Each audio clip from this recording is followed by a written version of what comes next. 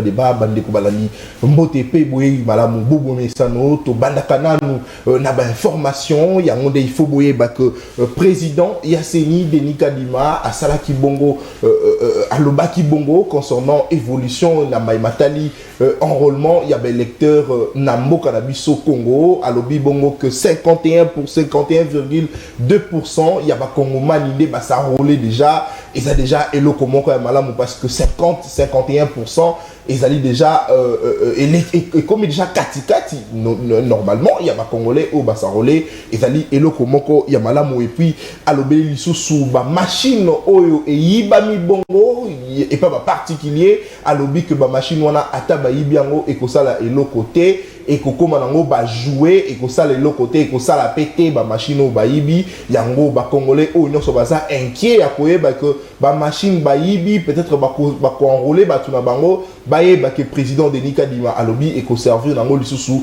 na eloko te et kokoma jouer wana terme oye moko a utiliser et puis alobi lisusu ba oyo bazo s'enrôler plus d'une fois alobi eza infraction et qu'on qui commémore bongo na peine moko il y a 6 ans de prison et puis na ba mande ebelé en tout cas ils allaient mala monter yango to sengi na ba oyo nyonso bazo kanisa qu'il faut ba s'enrôler 2-3 fois ils ont servi dans le côté ils allaient et le comment comme abesso qui bakangio en tout cas au cours ça la prison na erreur na yo moko alors tolobe la lisusu na matali insécurité bongo na partie est ya mboka na biso il faut boye ba que armée a sali bongo communiquer et puis à rassurer les Congolais que Goma na saké ils en ont menacé il y a ba rebelle M23 n'ayez ba information tous autres habipa nyonso que Goma na saké ils ont menacé mais armée a sali communiquer à l'objet que ils en ont menace mon côté et puis il faut voyer ba dernière information na biso la Mouka a projeté bongo marche pacifique na sur toute l'étendue il y a République démocratique du Congo et cause à la bongo na mokolo ya le 11 mars objectif dango ezali bongo côté mais là by maignon ce zone kana partie est ya mboka na biso et puis ko senga bongo départ il y a EAC il y a force régionale au bazali bongo na est et également ko dénoncer justement inefficacité il y a ba kondi ya mboka na biso na gestion ya makambetali guerre ya est na biso ngaité mutu la biango eza la muka bongo ya Martin Fayulu ba promettre yango que République démocratique du Congo mobimba toute l'étendue du territoire il faut bazala mobiliser pour la marche bongo il y a le 11 mars wana ezala ki ba information na biso oyo esengeli boye bana mukuse mais mama na likambu ya lelo to ko beta bongo arrivé bongo il y a président français Emmanuel Macron na Afrique mais aussi na République démocratique du Congo boye billet récemment a outi ko sala bongo discours na matali Afrique na matali bongo économie matali insécurité na bamboka belé Afrique et puis à répondre d'ailleurs na mituna il y a Christian Lusako na matali guerre ya est Emmanuel Macron a lobby que guerre ya est ils a loko moko otoki ko bosana te azo regretter parce que ils ont salamana est ils ont zongi sa bongo population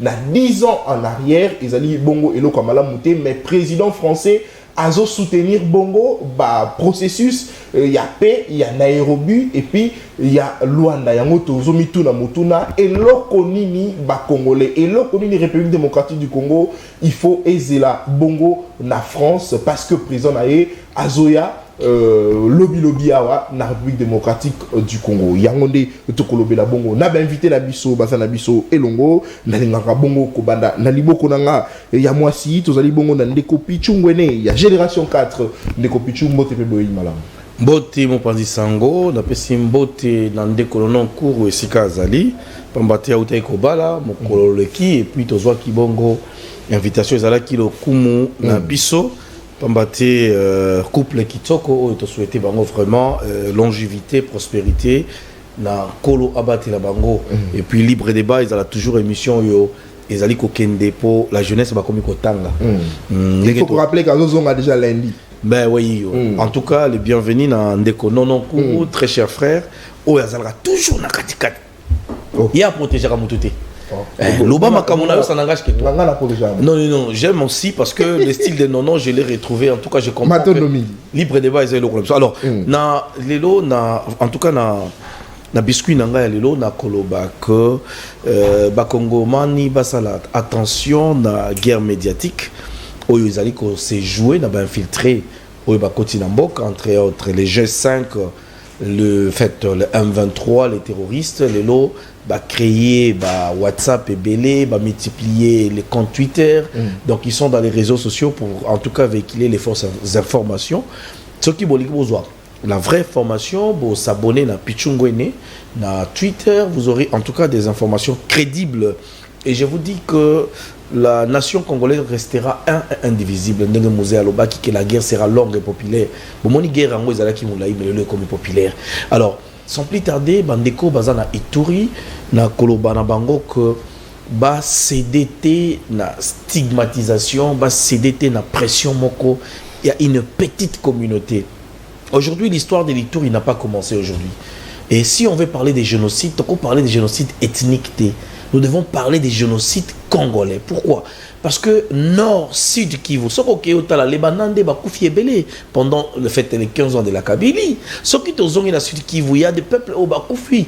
Et tout dans Ituri. Que cette guerre ethnique entre l'Indou et Emma, les Lindou ont tué les Emma ont tué des Lindou. Et même les non-originaires, Bakoufi, dans ma province, nous avons nos parents. Il y a beaucoup de gens qui sont victimes. Les Congos, il y a dans le bas qui, pour te réussir, et c'est un système où il y a régionalisme.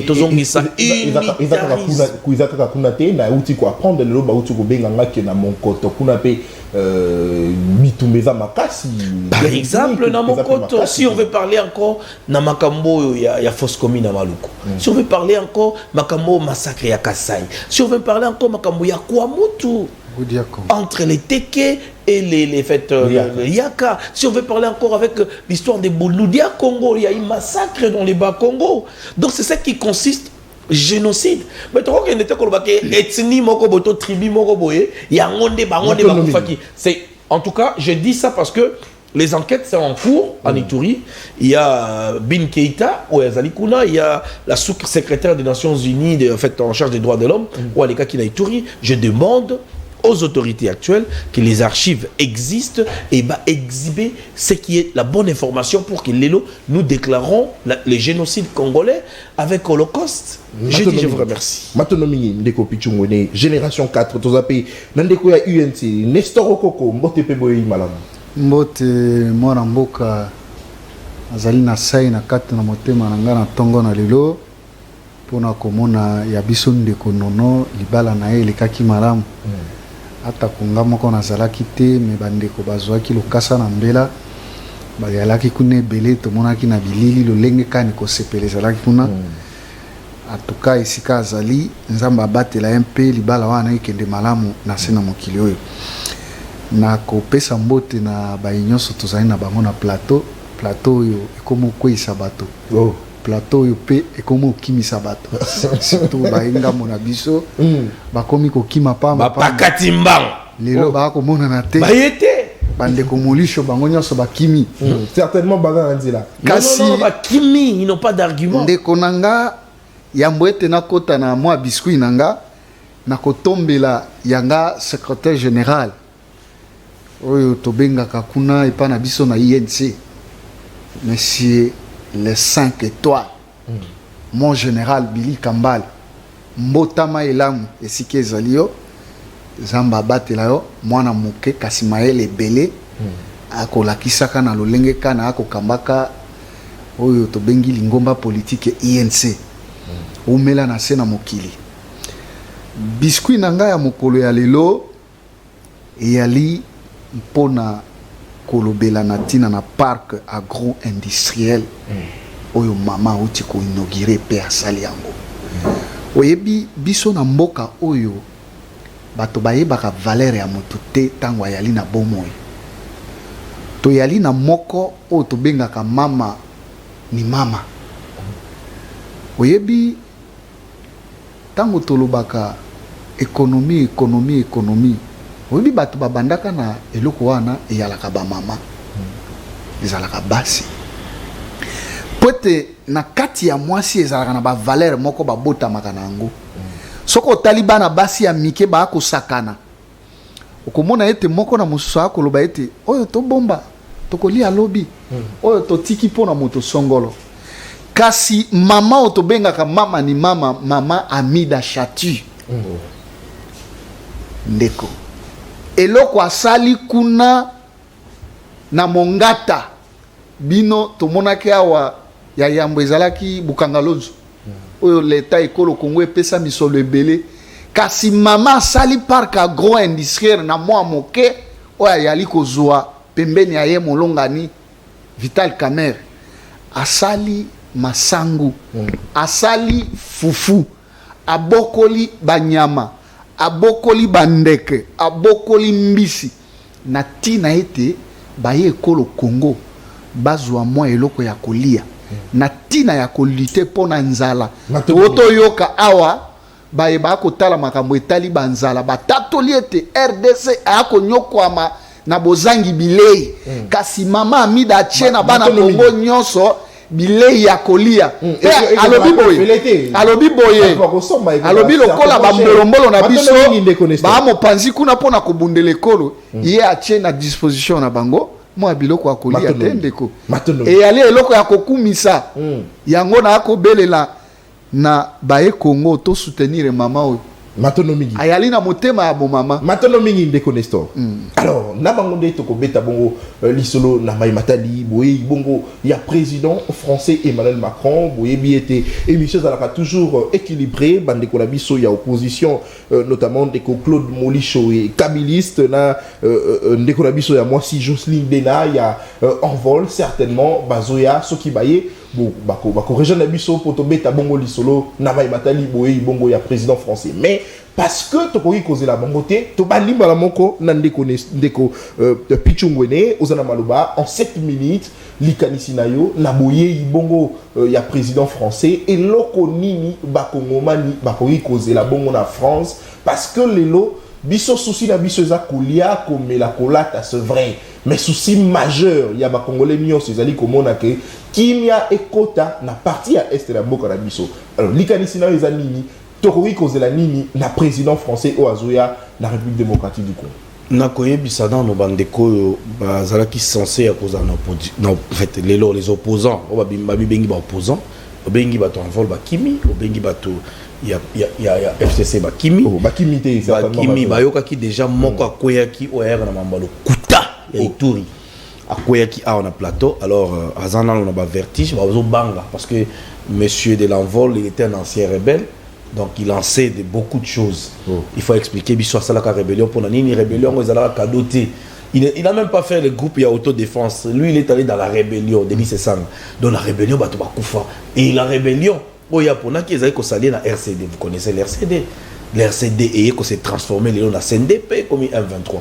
donc les M23 assimilés dans ces plateaux ils ont du mal à venir à temps parce que ce baillé la retard ba koluka ba broyer les FCC pareillement qui sont pas venus mais c'est Maurice qui va me suivre heureusement parce que vous savez Maurice on n'a pas d'argument à Roland émission dans base à la sérieux s'ils veulent retourner le col pyromane sapeur pompier le col va tumba qui mboka bazonga base à la série dans le plateau on peut pas avoir un plateau comme ça pour battre la biso le baquet non ils ont combien signaux sacrés vous avez fait votre travail vous devez respecter aussi ces plateaux libre débat dans nos cours vous nous suivez depuis là alors vous savez Léon a une belle histoire moko vous savez la France surtout qu'il y a une révolution française toyebi la prise en fait de la Bastille je pense que au Tanguy oyebi que le 14 juillet 1789 les là qui prise à Bastille mais les événements et succéda qui parce qu'ici on parle de la France j'aime parler de la politique internationale la politique africaine parce que je suis un panafricaniste et puis la politique congolaise et vous savez bien que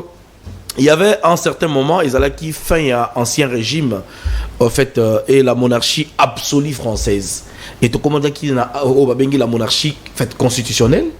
Et après cette monarchie, qui est cher qui a monarchie constitutionnelle, et tu connaître un certain Napoléon Bonaparte, ça qui coup d'État. Et après les coups d'État, la France s'est ouverte dans Makambo Ebele. C'est comme les Congo. Question posée ngai Nakozonga, parce que je vais plus parler rôle et à France en Afrique. Ce qui toqué, quota la rôle la France en Afrique. La France, j'ai toujours dit, c'est un État hypocrite pour Nabiso.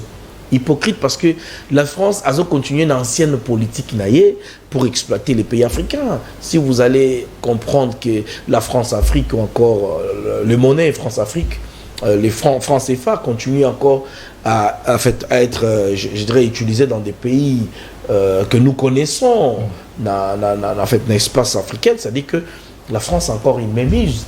Mais ça, ce n'est pas ce qui nous concerne maintenant. Mais la visite, il y a le président français, ça sera comme notre président. Et aux alocaux, le président, je ne sais pas qui a visité Bamboka. Le président Fachi, il va en France, aux États-Unis.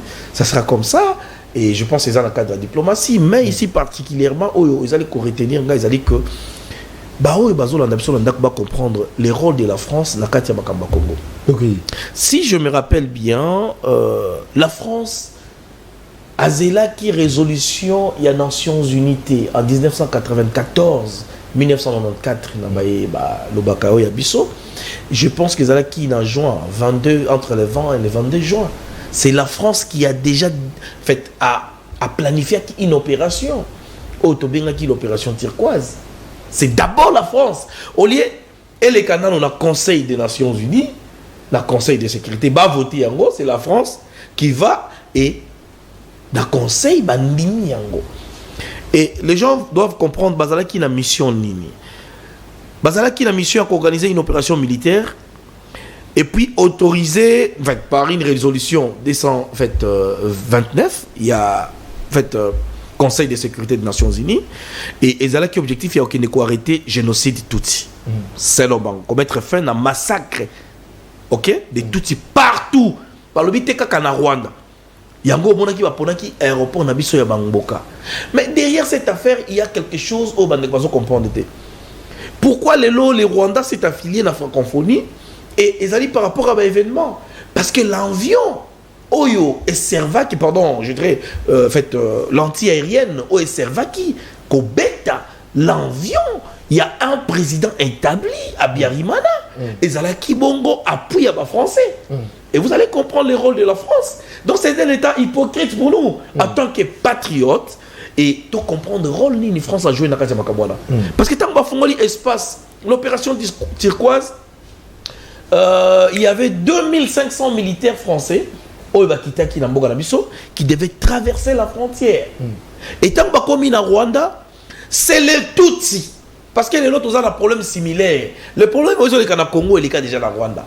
C'est les Tutsis avec Paul Kagame à sa tête, déclencheur de l'événement, qui massacre.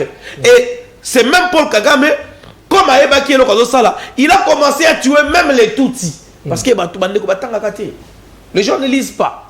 Il faut qu'autant à Charles Onana, il va vous dire, au cœur de l'Afrique, ma livre Roi Nezali, la guerre du sang en RDC est une victime, il faut lire. Parce que mon la bombe et il y a de cela 10 ans, la France et les Rwandais, les relations diplomatiques, elles qui m'ont monté. Pourquoi? Parce que les Rwandais étaient prêts, il y a exposer les généraux français, on va participer à une opération, il y a qu'au bête en vieux, sauf que la France continue à mettre une pression sur les Rwandais. Donc aujourd'hui, la France ne peut pas mettre une pression sur les Rwandais parce que Paul Kagame est prêt à dévoiler parce qu'il ne mourra pas seul. Génocide, ça a 1 million de personnes.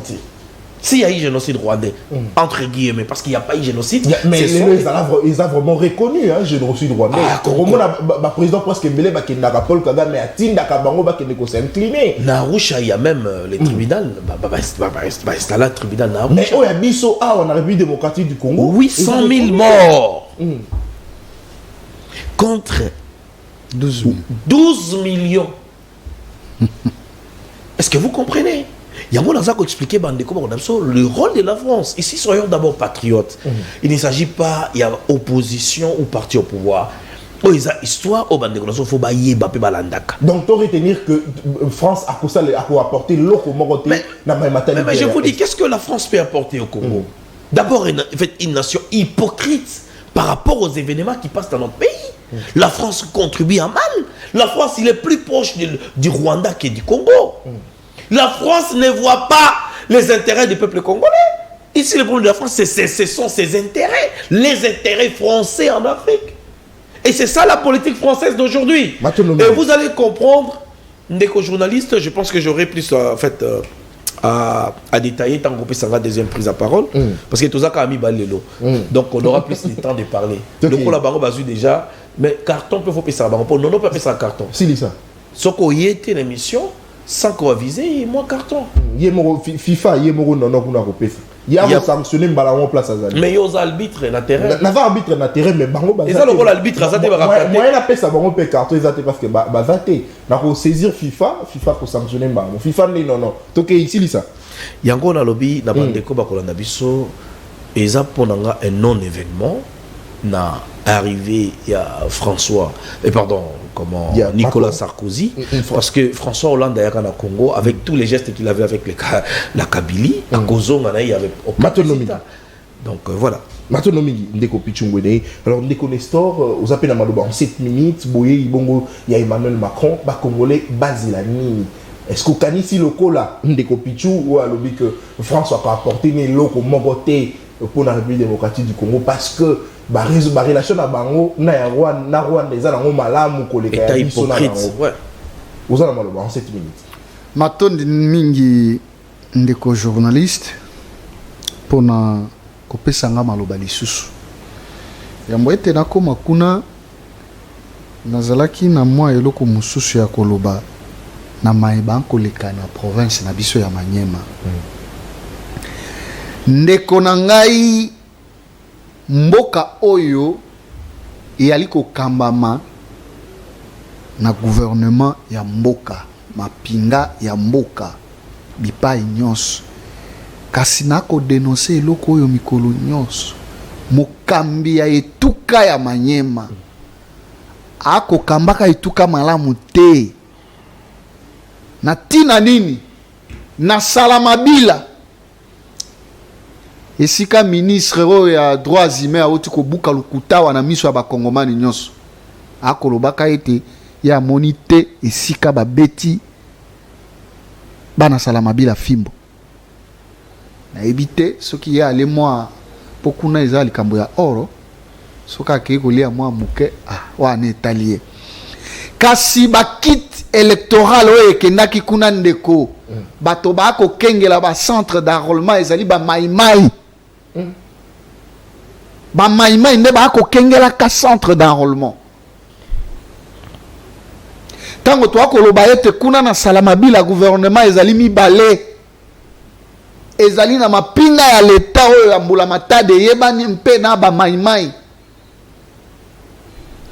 bato bako mona ete biso to akobuka lukuta likambo ya Manyema yango wana likambo ya mibale bana Manyema bako zele bonga na bango pete tango tokabola ki bibonga ya kokambaka ekolo bako dépendre na auto bengaka stratégie ya géopolitique et bonga obiso to bongisa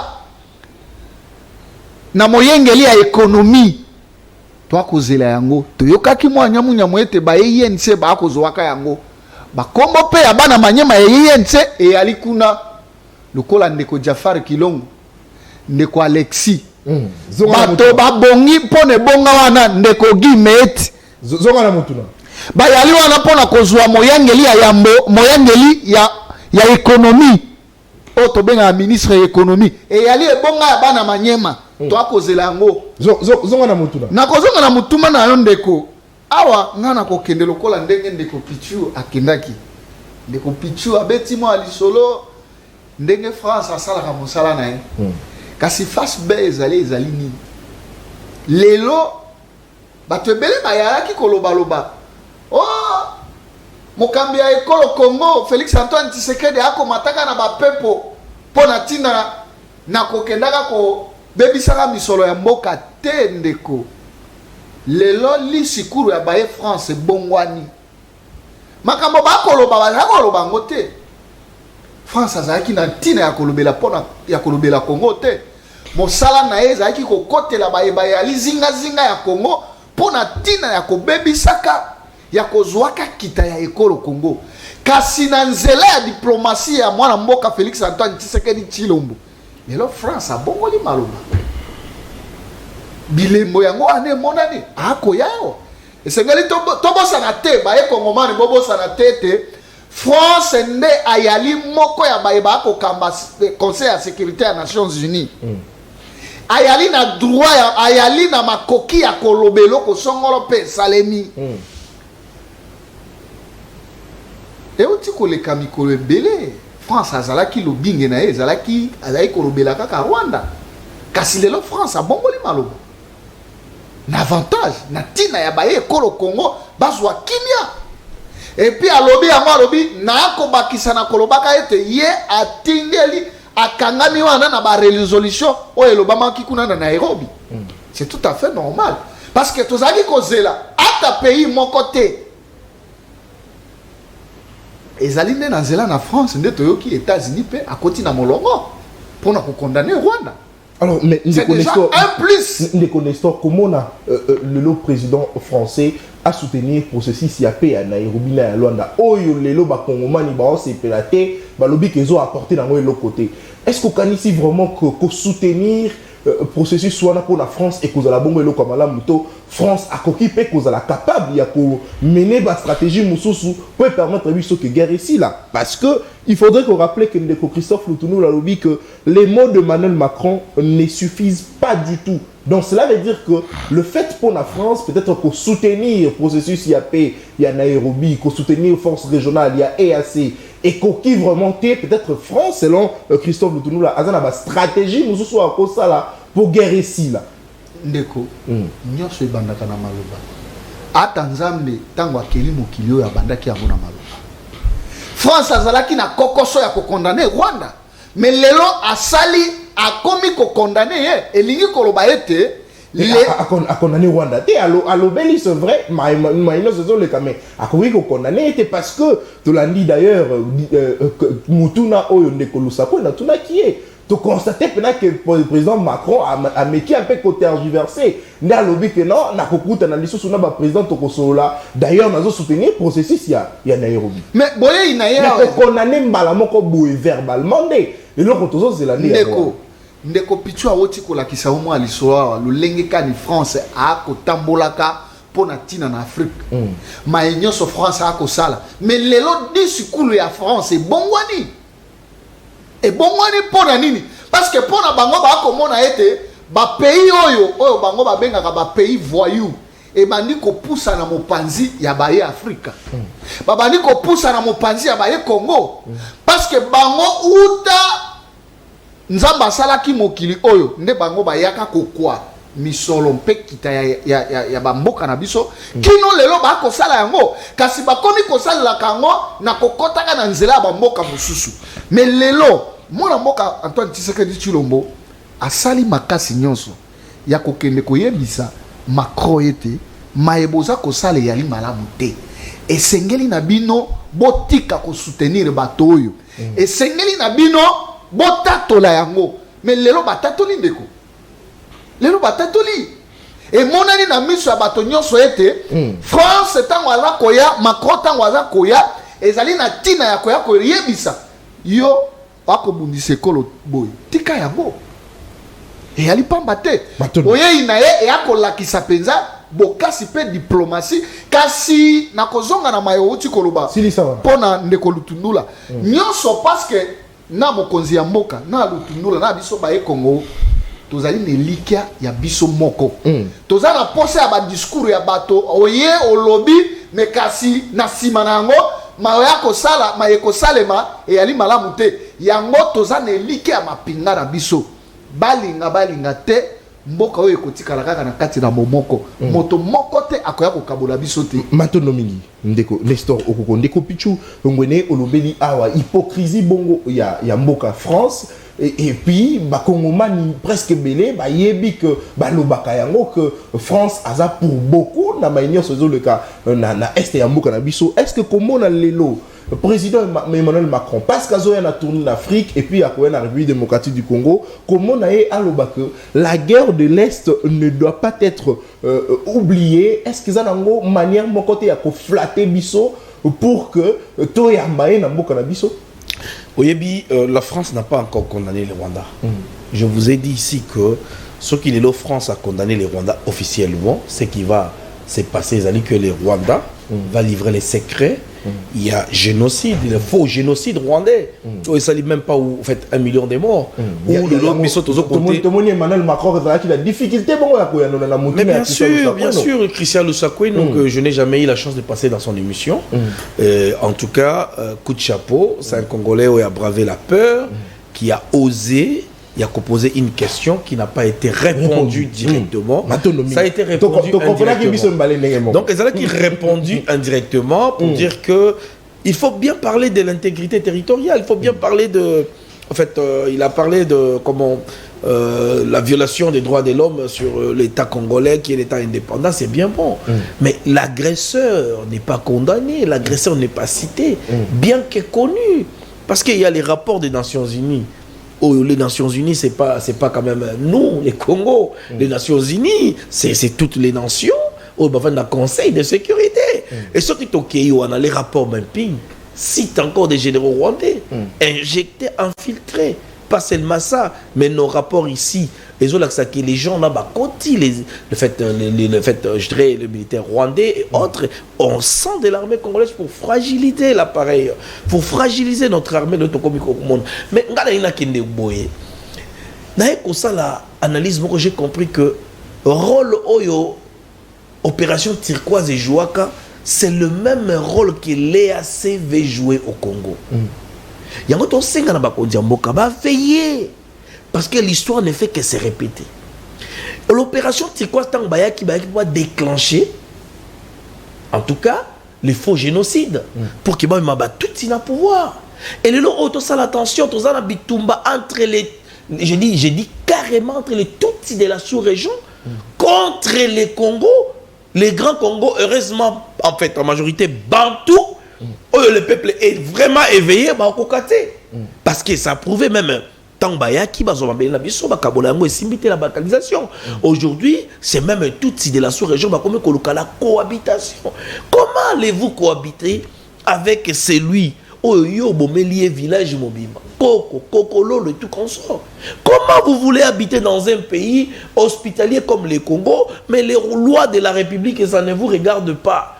Vous voulez vous rebeller en allant même dans le pays d'origine, Nabino, qu'on soutien moko boye. Et soutien, voilà, c'est pour tuer. Regardez, ils sont en train de prouver. Même, vous savez, Bitumbalu, c'est dans la convention. Le M23 doit respecter la convention. Ils disent officiellement, nous venons pour tuer. Mettre crainte dans Maïnioso et à Sala. Comment on appelle Emmanuel Macron à soutenir le processus, à soutenir les forces régionales? Est-ce que c'est le comme madame? Non, mais nous devons chasser les EAC dans notre pays. Mais parce que Macron doit soutenir Bango. Non, mais c'est ce que je dis. Bon, c'est tout à fait normal. Emmanuel Macron, en tant que président. Non, c'est ce que j'ai dit. En tant que président d'un État hypocrite, je suis clair dans mes propos. Un État hypocrite qui joue le double G. Les États-Unis, l'autre fois, étaient les partenaires privilégiés. Mais que font les États-Unis? Parce qu'ici, bon, c'est rappelé que l'opération turquoise, notre objectif, c'est qui imposer des forces, ou encore par force, cette paix dans le Rwanda pour arrêter les génocides. Est-ce qu'aujourd'hui, opération turquoise décosongate pour stopper les génocides congolais? Et qui sont en train de tuer les Congolais? Mais ce sont des Tutsis qui tuent les Congolais, mais qui veulent l'autre Congolais habiter avec les Congolais et que ça les mater. Non, mais ça, on ne peut pas accepter. Vous nous tuez et vous voulez être Congolais. Mais vous êtes combien? Ce qui est au bandit de l'autre, on est plus de 100 millions. Mais Nakata et on a tout type basali. Ah, bah officier rwandais c'est ce que je dis. Le jeu que jouent les AC, c'est ce qu'ils peuvent infiltrer même les militaires rwandais. Est-ce que Félix Tshisekedi a comprendre GA et AC Wanate? Ce qui est ndeko Pichu, osa quand même na makoki à comprendre G na bango. Pour nani unité tata mo conduire ko la comprendre. Yem to na ba service, yem to na bateau balandi la cahier d'information, ba ka copier ça. Pour nani yazo comprendre. Est-ce que kotoko ko kolobani susu ka que Félix Tshisekedi alingi ka diplomatie? Non, vous savez, la diplomatie, c'est pas seulement cette diplomatie, il y a la diplomatie agissante. L'autre fois, bah, critique qui le président de la République dans sa diplomatie. Mais admettons, acceptons que dans l'événement, le président choisit même les moments qui n'est même pas opportun. Pour le Congo très haut. Mais il faut que le Congo les bas CP là. Mais attends, quand même, ils ont décédé. Non, c'est les journalistes. À quelle organisation, je donne l'exemple, le moment Piodi. Le président se présente au lieu de moment Piodi, il y a le Bélibaraba Congo. Est-ce que les alliés malades ou les alliés mabé? Ok, il va le Bélibaraba Inda Bamaini, le Makamba minéré. Il y a un monde non minéré, alors le Bélibaraba Congo. Ok, il y a un conseil des Nations Unies. Comment les nations peuvent être unies dans cette organisation Mokoboy. Hier, le Makamba Congo. Mais nous avons hérité un pays déchiré. Nous avons hérité un pays belligérant. Vous avez hérité un pays déchiré. Mais beaucoup les lati wapi parce que non, c'est pas pleurnicher. Il y a les relations internationales. À tout moment, la réaction a bien la Bongo. Non. Ainsi de suite. Les Congo, vous devez comprendre que les Congo c'est un État. Ils allaient dans la convention. Ils allaient appartenir à la organisation internationale. On ne peut pas quand même Kolobaketo s'isoler de toutes les organisations. Mais quand même, on les a pété, Kolobaketo, non, mais cette armée qui était infiltrée, il fallait prendre du temps pour la réformer l'armée. Quand ça l'a mise en place, et aujourd'hui, on peut dire qu'on a une armée. Vous avez suivi les militaires qui disent que Togoré qu'il était. Bien qu'il y a des traîtres, bien qu'il y a des infiltrés. Et ces infiltrés, c'est que j'aime bien. Et ça, les lots, comme qu'on se retrouve de l'autre côté de la rive. C'est-à-dire que, pour nous, et moi, je soutiens encore le fait de comment nos amis y autodéfense. Je les soutiens. Parce que l'autodéfense, qu'est-ce que signifie autodéfense? Parce que les Maïs sont là pour l'autodéfense. Ce sont les gens qui se sont organisés pour protéger leur territoire. Balingi Tebaki, Mabati, la Bao Bazakoya, les Mbororo, les Kagame consorts, les MDP, les M23. Et ceux qui ont eu la chance de s'infiltrer en 2006, ils ont du mal à s'exprimer au Congo aujourd'hui. Même dans les parlements, tout le monde a yango. On vote une loi contre le mixage et le brassage, mais il y a quelqu'un qui n'est pas content. Mais vous n'êtes pas content. C'est qu'on dit en anglais, le body language speaks loud. C'est-à-dire que le geste corporel parle aussi dans certains événements. Mais maintenant, Ndeko Pichungene, Ndeko Nestor, Emmanuel Macron a lobby que azo y mettre inquiétude parce que guerre situation à est ezo zongi sa bongo ba population ya parti wana à 10 ans en arrière on les a malobanaï. Mais comment on a le fait que Emmanuel Macron azo regretté, mais quand même d'une autre part azo soutenir EAC Oyo Bakongomani Baboy Ndeko Pichu d'ailleurs à lobby qu'il faut bakende. Est-ce que comment on a Emmanuel Macron ko soutenir les sous EAC parce que l'action na bango eza nango palpable té banda bazana est ya mboka na biso. Est-ce que ça nango té manière moko ya ko faciliter que guerre et continuer kaka kokoba na partie est ya mboka na biso? Ndeko nanga tika na yebisa yo ite bomonaki na bilili awa mokonzi ya mboka ko bengisa mokambi ya yambo ya EAC ya bambolo ako gangela kaye pona ko yebisa yete bino esengeli bosala mosala oboyaki kosala. Ndeko mboka lokola RDC ezali na bisika to sinya ba mikolo to belé na ba bisika wana nyonso eza na oyo biso toye ko signé na oyo bandeko na biso bakenda batika biso na kati ya libulu wana. Alors esengeli toye ba ko respecter ba bisika nyonso biso totia mokolo to na biso tokotambola te lokola bangulu moko boye tokolanda molongo ya esika bato batambolaka mokanda wana elobi nini pona kolongo esengi nini biso pona kolongo EAC soki bokotisi demande na bino il faut une année après ba ya nona bino ndeko na ngai kolongola mapinga ya EAC elingi koloba teke kolongwa na EAC pote EAC ezaka kapona tina ya kotindaka mapinga te kasi tozali na mabiloko ebele ototeretaka na EAC. Sur le plan économique, toi ko salaka makambo ebele ya ko salema. Est-ce que bino boyebi ke mani bazomo na pe lokoté sur le plan économique. Tokei ndeko. Bino tozali na Kisasa. Soko kei na monyele ya mboka kuna na este. Okokuta ete ba nyonso ba ko salaka bombongo o bobenga ba commerçant. Bango nyonso bakatisa kobeka kuna kosomba biloko na bango biloko na bango eutaka poto ekoti Kenya koye ekomi Rwanda kino na Goma non tozalaka kuna EACT ma biloko wana ebandaki kosalama déjà mais toya kosala yango na ntina ya kolongola makambo mosusu pete biloko ebana kotekama na baprix ya malamu peut-être ndeko na nga olobi peut-être mais yango nde ya kosalema te siko mikanda wana tokolonga nyonso kuna tolobi ete elongo na mokonzi ya mboka bambolombolo oyo ya EAC bakosala mosala te esengeli na bango base retire bakende eyali pamba te ndeko ndeko Nestor bamibeko mosusu bino bapanzisango wakoyebisa bana mboka ete EAC ezali kaka bapinga wana te s'il vous plaît EAC ezali mapinga te ndeko Nestor s'il vous plaît il faut bon souffrir moi moke parce que bayi contradicteur na bino bazate bayi opposition bon souffrir moi moke non il doit souffrir parce que s'il vous plaît il ne respecte pas. Comment s'il vous plaît. Bon souffrir moi mon pour ngana moi parole na côté na bango. Toké na article 4 ya EAC o ezolo bako ba konzi ya EAC bazali na makoki ya kopona ba bisika ba mabele place place ba force ya ba mboka msu ekoyi ko fanda. Est-ce que voilà ils ont manière ya ko favoriser balkanisation. Ce qui peut-être lelo ba lobi kete na partie telle armée ya mboka tel et kofanda wana siko exposons mon attaque ezali lokola koteka déjà en quelque sorte mabele na biso parce que oyo ba kosala na biso to koyeba ndenge ndeko siko tango ozolo ba ke baye ba ko kamba EAC eyali banani eyali na biso na kati siko yo ndimi ke mwana mboka Félix Tshisekedi akondima ete bino bopona kaka yalo ba bango ba belé biso to banani bakambi ya EAC mais biso pe toza na kati yango na lobi Burundi, Uganda, Kenya bakoki kofana bazui décision moko Tshisekedi azaye moko akosala non c'est pas les traités ezalaka bongo te mikanda eyalité yo ko ya okokota na mboka bato kaka soki mutu wana alingi te esalemaka wapi ekosalema pe te esengeliki boyebisaka bana mboka boye bino boakoyebisa bana mboka ete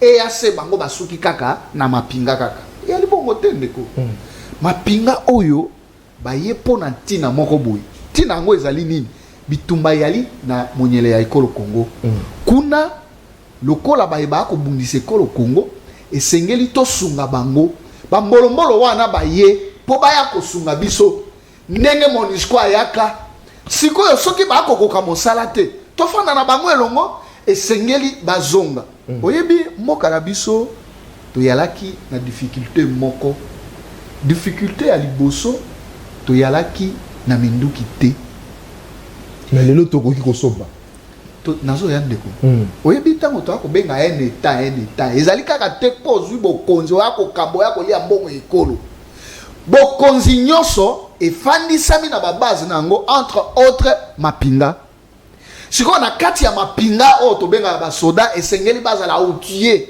siko biso tozalaki na mapinga te tozalaki mpe na minduki te bibundele ezalaki te omoni ata o nyonso boza komona mwana mboka Félix Tshisekedi akosalaka na ndenge ya diplomatie pour na nini po te na tango wana biso to akokembisa mapinga na biso diplomatie esalaki ete lelo efuti tokomi na ndingisa akosomba mandoki lelo toti ko recruter 10 000 hommes en uniforme ndeko tozalaki na mapinga te tozalaki kaka na bayo bazalaki kobongwana lelo CNDP lobi bazalaki M23 lobi bakokoma soki banani mais ndeko Tshisekedi tanga kotaki alobaki kakuti armée moko structurée armée et ni kolaksani ndeko société ekozala structurée mais mitu ya bato bakokambaka société wana ezali pamba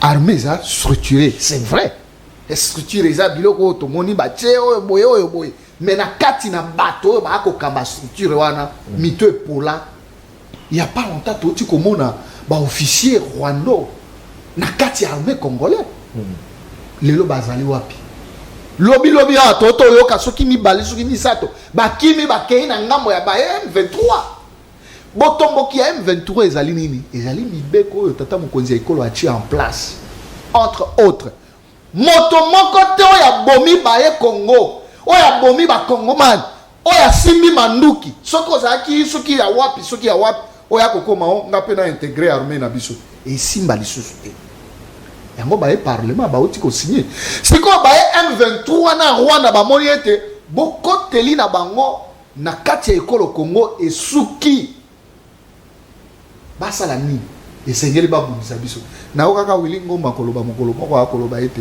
soki tozalaka na posa ya kozwa Congo ndele tosi tozwi Congo siko posa na bango ezali nini posa na bango ezali Congo atika nzela polele ya baye Rwanda kokotaka baye bakoti na armée baye bakoti na administration na biso baye bazwi pouvoir kasi nzela wana mokonzi ya mboka kangi yango elongo na baye parlement matonomi yango akomona kanda ya Rwanda EAC tomoni bango motuya te esengeli na bango bakende mosala bayaki kosala EAC ezali mapinga eyali charte ya biso EAC tende biso tolobi to bima biso to bimite na EAC kasi wakoloba ete mapinga oya EAC matonomi esengeli na bango kozonga pete mosala na bango eyali malamu te matonomi ndeko Nestor Okoko alors bandeko balandi boza bongo na CML 13 télévision bozo sala bongo malamu boza na bozo landa émission na bino libre débat tozana esengo bongo ya koyambela bino ndeko Nestor Okoko ya UNC nandeko Pichungwene ya génération 4 ya Union Sacrée bato ya opposition bamonanité toyebite pona nini alors tozolobela bongo boye bongo ya s'il vous plaît tozolobela bongo boye bongo ya président français Emmanuel Macron akoya na Afrique, akoya na République démocratique du Congo. Alors, eloko nini, discours nini, to ba condition nini, to proposition nini, il faut ba kondi na biso, ba sala ye pour être makambu oyo zoleka na est eko bana kosila parce que to moni bandeko na biso na plateau balobi que France ezali mboka moko hypocrite, bandeko balobi que EAC il faut kende mettre zo mona président Macron azo soutenir EAC, ba proposition nini to discours nini ba kondi na biso oyo bakokuta na Emmanuel Macron bakosola na ye il faut bazala nango po baloba na ye vraiment bosolo na maïnio sozo le kanamboka na biso pour que solution ezoma na lombango ndeko Pichungwene ozana maloba eloko nini bakonzi na biso oyo il faut baloba na Emmanuel Macron boui polele pour être de trouver solution. Naïbi que libre débat et monsieur là n'amara partout mais le président Macron c'est un ami. En fait, parmi les amis sur mon Twitter, il a toujours suivi mes Twitter. Je vais lancer un message en français. En fait, au président Macron, nous n'avons pas besoin de lui au Congo. Donc, son arrivée au Congo, c'est un non-événement pour les Congolais. Et je demande à tout Congolais de bien boycotter l'arrivée de Métier. On a vu information. Non, ici, je lance un message. Une nouvelle élan, l'ambassade, il y a France, qui manifester. Non, je ne sais pas ce qui se passe là-bas. Non, ce sont des Congolais. Avant de me parler des pseudo-partis politiques alliés du RCD, parlez-moi des Congolais. Mais et qu'on réjouit donc on va tous dans l'ensemble en mettant de côté tout ce qui nous avilit, tout ce qui nous divise et essayons quand même cette fois-ci de boycotter l'arrivée de monsieur Macron. Cette fois-ci ça sera même l'opposition d'un parti au pouvoir biso va peuple Tobimi pour boycotter parce que la France ne fait rien pour nous et monsieur Macron c'est vraiment un hypocrite. En fait, je dirais à la tête d'une nation hypocrite comme la France, avec la France-Afrique, ça c'est un message à M. Macron. Et voilà, s'il veut s'entêter, il sera humilié d'une manière ou d'une autre. Il ne doit pas oublier que la poudre, voilà, qu'on lui a lancée l'autre fois, c'est pour lui dire que voilà, même les Français eux-mêmes sont fatigués de Macron. À plus forte raison des Congolais. Nous ne voulons pas de vous. Qu'est-ce que vous avez apporté? Il n'y aura jamais de résolution. Mais quand même, mais discours Nino Bakondi. Non, on lui dit de ne pas venir carrément. S'il veut s'entêter de venir au Congo, il n'a qu'à venir. Il aura la poudre sur sa petite chauve. Voilà. Brigitte Macron, Perzola Dabisso, qui nous suit là, elle n'a qu'à conseiller à son homme de ne pas mettre ses pieds en République démocratique congolaise. Le peuple congolais n'en veut pas de cette diplomatie. Parce que la France ne nous apporte rien. Vous avez soutenu les Rwandais en 1994 pour appuyer la gâchette du génocide, faux génocide rwandais qui n'a même pas fait 1 million de morts. Et aujourd'hui, on compte 12 millions de morts en République démocratique du Congo que la France n'arrive même pas à citer le nom du Rwanda pour condamner tout ce qui se passe dans notre pays. Alors, voilà les message à Macron. Mais, Mandeko, je vous dis, on est tous d'abord Congolais. avant que toi appartenir dans ma parti politique. J'ai toujours dit, il y a des moments où il faut te mettre de côté tout ce qui nous divise, tout ce qui nous avenit. Tout s'unir le col, en fait, en seul peuple pour faire face à des dinosaures qui ne voient que leurs intérêts. Le président marquant son passage, ça sera, je dirais, un non-événement pour nous. Nous décortiquer très bien après 6 mois étape à. Je parle ici de l'opération turquoise. Opération turquoise et la Gibsonine et la Gibson Makamutomoni. Les loyaux, les faits, les Hutus, encore les FDLR, bas logé, bah c'est vraiment espace dans le Congo. L'objectif c'était de créer cette tension pour exploiter. Et aussi, il y a comme élite intellectuelle congolaise dans l'armée depuis cette guerre d'agression, on a le chaque jour qui nous a été imposée injustement par la communauté internationale à travers ces pays, toute la sous-région, dans l'objectif de nous mater. Il y a un makambo, tout le monde a l'élo na Congo. Et les amis, au Bakolanda Bisso, en tout cas, na Kosenga, na Congolais, nyoso, et si Kazali to telema, to mundela nanu et kolo, en mettant de côté tout ce qui nous divise, la politique, les tribalismes, les népotismes, défendant pour une seule fois, comme a fait l'autre fois les peuples burkinabés, comme a fait l'autre fois les peuples français eux-mêmes, qui sont descendus sur la rue pour dire non. Et il y a toujours, il n'y a pas une armée plus forte que sa population. Et les Oyo, les Congo restera un et individu. Il y a nous la moto na ngai de kopichongwene na tuni c'est vrai au bengisi ba kongomani ba boyikoté bongo boye ya Emmanuel Macron au lekisi message là c'est vrai mais au moins avant de tourner l'Afrique na agenda na il faut aller à la République démocratique du Congo mais ce qui neti Emmanuel Macron a yoki message là yoté andimi koya na République démocratique du Congo akuta ina ba kontina biso discours nini ba kontina biso ya mboka ba il faut bazala nango balobela Emmanuel Macron polele pour te trouver solution na est ya mboka na biso. La France est un état comme le Congo hein. Voilà, ils ont pays indépendants, les Congo indépendants, il faut carrément viser ce qu'on appelle le relation de bon voisinage, la diplomatie et la bonne. Donc ici, il est question, il y a l'autorité, la bonne voie, la bonne politique. Ici, il ne s'agit pas, il y a qu'à multiplier les entreprises françaises au Congo comme Total et autres. Hein, comment on appelle, il y a, en fait, il y a, comment j'ai oublié les noms, il y a Fret, j'ai oublié les noms, ils ont la 14e rue, dans l'Humété et tout consort, qui sont français. Mais bon, aujourd'hui, il faut faire voir qu'il y a aussi des intérêts du Congo, l'intérêt de l'État congolais. Ce qui est le Bozali, qui a un intérêt français, Liboso, donc il y a aussi des intérêts congolais. Et aujourd'hui, Tolingi était les Rwandais, en fait, la France, les Rwandais me viennent toujours en esprit. Parce qu'ils nous ont vraiment causé beaucoup de tort, beaucoup de morts.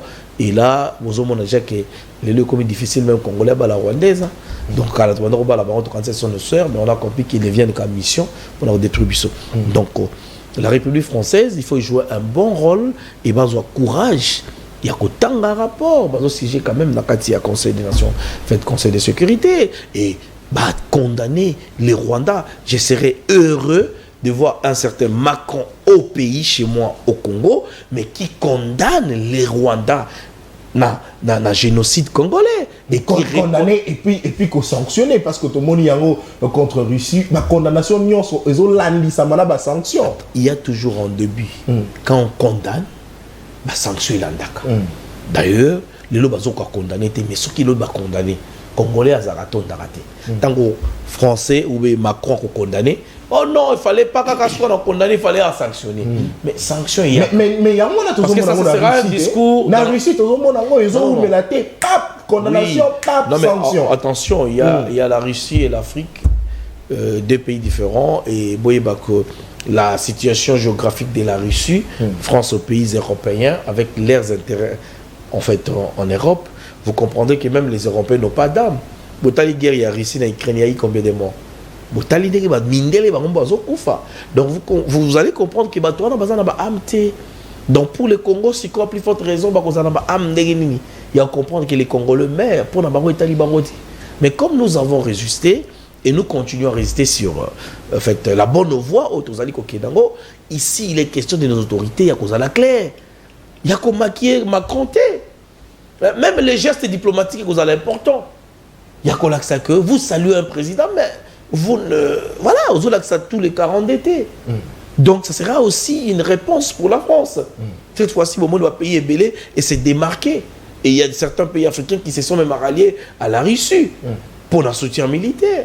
Et j'ai appris que même la Russie, dans une moment qui me quitte, ou la Russie, et même la Turquie qui nous a aussi soutenus.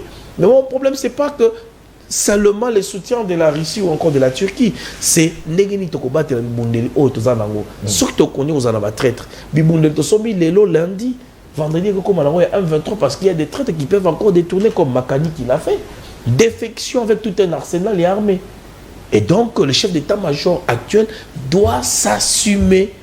Parce que depuis à Koti, tout le monde a avancé mon côté sur le plan militaire, la politique sécuritaire. Lelo auto, tout le monde a que Bazui Bunagana Bazongisi Yango. J'ai dit bien Bunagana. Si lelo eza na maboko ya ba rebelle et comme il okola moi j'ai mon koto bossa Nico Faye le baka Bunagana na yo Bunagana na nga Bunagana na biso nyonso. Je sali Nico Faye ici Kazali tanga lobi Bunagana na yo Bunagana na ye Bunagana na nga c'est-à-dire Bunagana biso wana eza politique OK wana tozo comprendre tozo senga. Avant ton mandat d'élection, le gouvernement a fourni un effort à travers le ministre de la Défense, ministre, en fait, je dirais le chef d'état-major. Oh, il faut la bravo parce que oyebi tango babuto zalaka tango ba nommé chef d'état-major net ba maye les bâtiments au moment d'opération Kagitumba ba continue à Rwanda pendant 30 minutes pour récupérer ko Habyarimana. Donc Mobutu asalango toké na opération oyo ba ndeko ba kendaka j'ai oublié les noms commando de choc ba kendaka na Libye. Donc oyebi solo ba commando de choc. Donc c'était quand même le komoko il y a malamu au Congo et Bunda et tozana baima pinga au bazana volonté au bandimi kowa ponekolo bendele ya Congo et ko tikala libela na libela biso tokoleka kasi Congo etika libenda na libela je soutiens nos FARDC na baibaza ko perdre ma vie na bango pona Congo parce que basala ki vewana ke tokowa pona école. Maintenant j'ai dit Ndeko Pichu ngwene ozo soutenir FARDC na yango to landa ki bongo Ndeko Nestor récemment mai oyo général Chiko Chitamboye yo azali bongo chef d'opération kuna na est alobaki que FARDC baza prêt et puis baza capable ya kubeta makale ba M23 alobela ki bongo EACT c'est vrai bino bozo senga départ ya EACT tozomo na pe lokola neti volonté pe ba FARDC na biso les apeke EACT les batiki na bongo musala basala.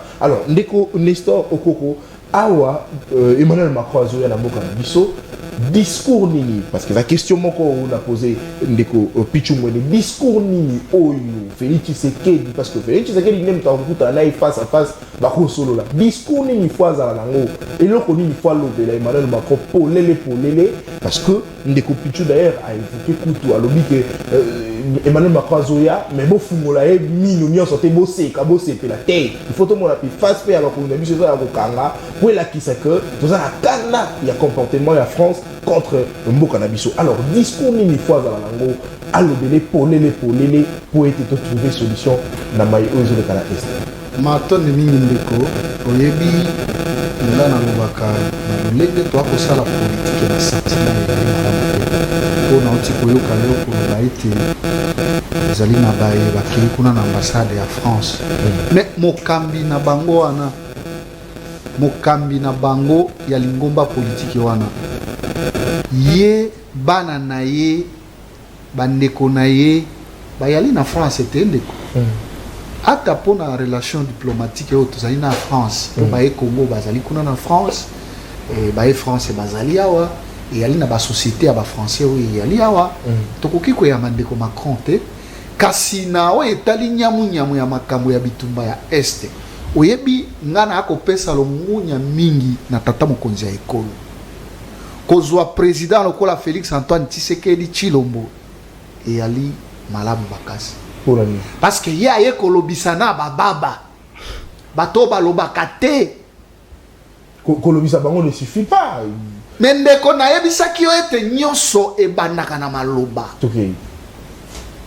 tomonaki bae na mikolo euti koleka awa tomoni moto tobengi papa ayaki nikolo Congo te olanda ke dil sukulu na ete alobi Congo yali carrière te mpe asengaki na baye nyonso bayali nsima ya bitumba ya kowa ya baye Congo esengeli na bango basenga bolimbisi.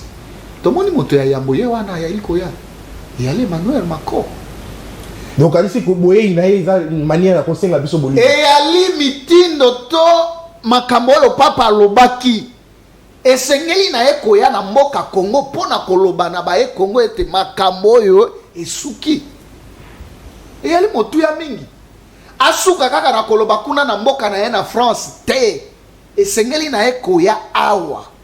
Oyebi mobulu ekoti na ba partenaire nyonso ya Rwanda, ba société o bango batiaki kuna na pesa yo ndakisa pepo na bango babengaka soki Rwanda Airline Rwanda pepo wani yali ya banani yali ya baye arabe bango nde batiaki misolo na bango na likanisi ete lokola Congo aza na plus de 80 millions d'habitants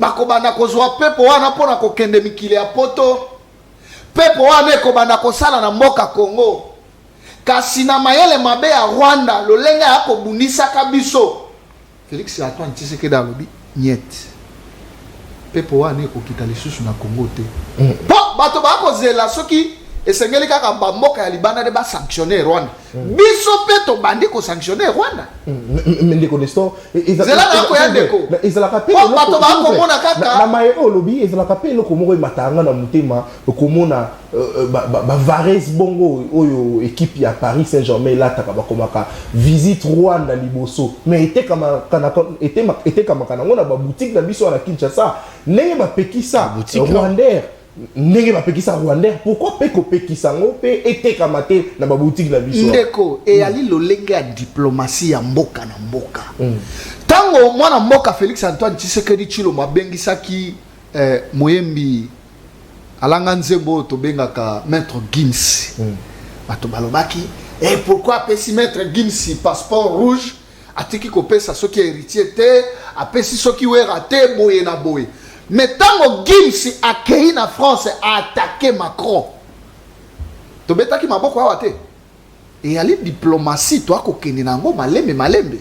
Mokolo mususu peso ko si tuko moni Real de Madrid. Alobi pona crime à Rwanda, et crime à génocide à RDC ko kamwa tende ko. Tango to bengi saki to longola ba Vares nyonso ba koma visite Rwanda ba longola ngo bateka kango pe lisusu te to ako eko za rappel ko ba kende malembe lelo ba ye arabe ba ye na Rwanda ba ye komona ete ba machine na bango batikaki ya raffinerie ya or et a ko fonctionner lisusu te pona nini état de siège diplomatie ya mokonzi ya ekolo ya mboka. Ndeko Macron tozo bengisa yawa te poto ya ko berse ye te ndeko to akotia makambo na mesa il faut to lobela na nini oyebi eza na makambo mususu epesa biso passe mama oyo ya FMI auti kozala awa ba auto yamba ye pa ya ministre ya budget na ministre ya finance na premier ministre na sima na bango alongwe wa akei na Rwanda ndeko akei kotika kuna 3 soki millions 19 soki combien de millions de dollars pour na makambo etali banzete banini tout ça yebisanga zamba nini Rwanda zana tango papa alobi ete Congo yali carrière te bolongola maboko moto ya liboso ye wana yali koya elali ndeko Macron aye ko tubela liboso ya ba ye Congo ete makambo oyo to bandi boye to komi boye bako pe ba ko banga te yo kitango bango balobaka balobi tokoko tika Congo te na maboko ya bobo bango babengaka ba pays voyous lokola Russie Japon Chine bango balingaka teke bamboka wana baya kosala boyokani malamu na baye Congo c'est-à-dire Macron to bengisi ya wate poto ya kopakola ye mafuta et ali diplomatie ya ndeko Félix Antoine Tshisekedi e bengisi ye na tina ete aya kosokola maboko ya bokotisi na bango kosangana na ekolo Rwanda pona tina kobomaka baye Congo yango ya kosokola maboko obiso ya ba Congo nyonso na baye Kongomani nyonso bamona atatola yango awa oyebi baye France ndenge ndeko na nga balobi bayali pays moko tobengaka état hypocrite batikala koloba makambo ya alobaki nini alobi Congo bitumba ya koleka na Congo ekeseni na maema akolekana na Russie te pona nini twakokweyisa basanction kuna kasi mboko ya kotungisa ata ndenge bolobi ke ya apesa etumu te akondane te mais alobi soki twakokweyisa etumu na Russie aza kobundisaka Ukraine boni tokoki kopesa etumu na bato baza kobundisaka Congo c'est-à-dire toza kokende te ndeko malembe eza kolakisa bokasi ya diplomatie na biso kasi biso twakotia kaka eliki epai ya bato te soko oyoki général Chiko akoloba po ete tozwi makasi yango ezali nini ndeko d'ici là nakozongelaka esika wana d'ici là toza na 10 000 hommes en uniforme d'ici là mandoki akokotaka mikolo nyonso to akosombaka mandoki elingi koloba nini bokasi ya diplomatie oyo Félix Antoine Tshisekedi Tshilombo aye nango po ete bandeko ya ngambo mosusu 18 ans au pouvoir ndeko bazalaki na makoki wana te ya kosomba minduki bazalaki na makoki wana te ya koforme armée batikala korekrute te ndeko recrutement ezalaki mwana Chebea mwana Numbi wana tuna yakenda armée asala formation wapi Numbi Matondo mingi twakomona mapinge ebele bakotona ngai général tel asala wapi mais lelo soko tali tala maele mabe ya bato oyo yambo ete balongwa na pouvoir na kosukisa wana yambo balongwa na pouvoir bana Congo boyoka bazwi ba généraux nyonso oyo batanga na ba école ya malamu na eleko wana ba retraité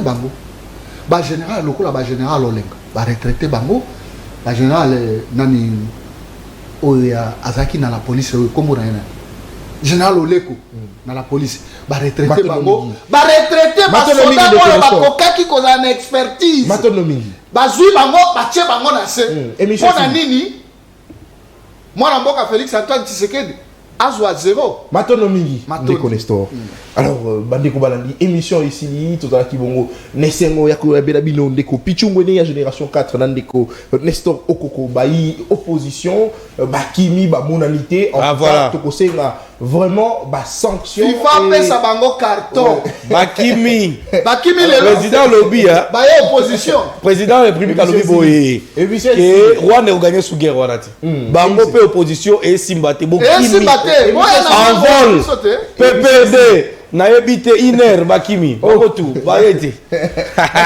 alors s'il vous plaît la manière que l'obako ba opposition ba se présenter na kosenga bongo local et salamaki récemment bayi pouvoir ba monana quitté ba sanction ezwamaki na kosenga pe bongo ba sanction ezwama contre bayi opposition parce que to lingité bayi kongomani ba lobaka non émission ezalaki équilibré té bobengisika ka batu ya kamoko kam mususu bopesi bongo malobate to bengisaki bango mais bango moko bayete ba notifié té en tout cas ndeko non kourou il faut avoir bongo ba sanction malamu alors tokutani bongo lobby pour na avant le 4e numéro, voulais-je dire, il y a un magazine La Vie, le livre débat. Au revoir.